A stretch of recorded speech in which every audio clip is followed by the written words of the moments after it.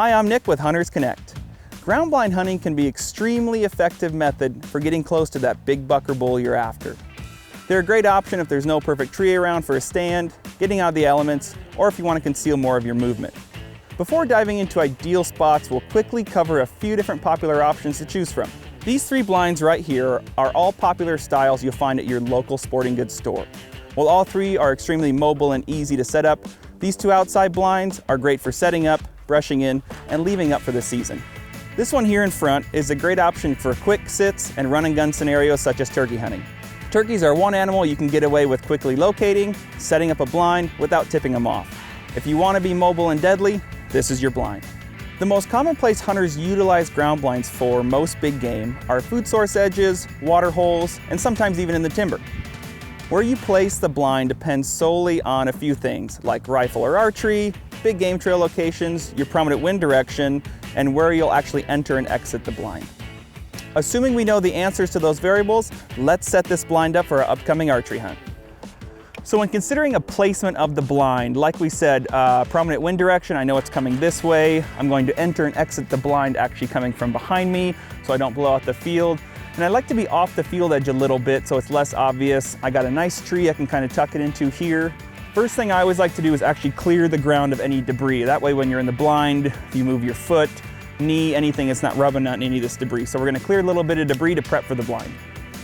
Okay, so I got the ground blind moved in and now we're gonna brush it in. Usually brushing it in, I like to take vegetation around it that looks similar to the area that it's in.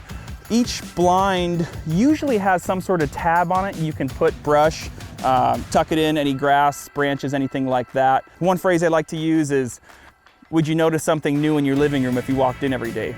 Well, this is the deer's living room. This is definitely new to them, so let's cover it up a lot in vegetation around it, and they won't know none the wiser.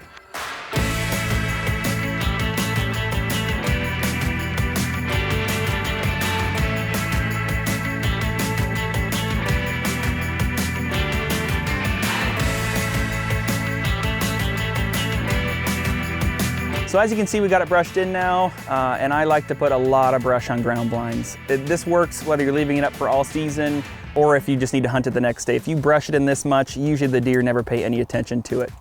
You can also tell I cover most of the blind with the brush, and then I'll actually go in with the small clippers and start clipping out my shooting lanes.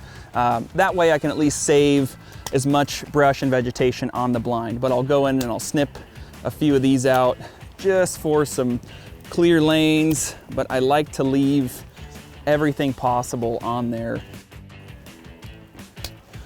So the shooting lanes are pretty well cleared out, and some of the new technology in these blinds is you can actually kind of see out of the blind even though the animals can't see in. So with this huge view you have, keep that in mind when you're trimming stuff out, because if you're trying to see something coming from behind you, you can actually clear that brush off that side of the blind and see right through the wall of the blind. So that's pretty cool too. Now that we're finished up in here, let's get the other blind in here and we'll show you the comparison on one blind that's actually brushed in and one with no vegetation around it.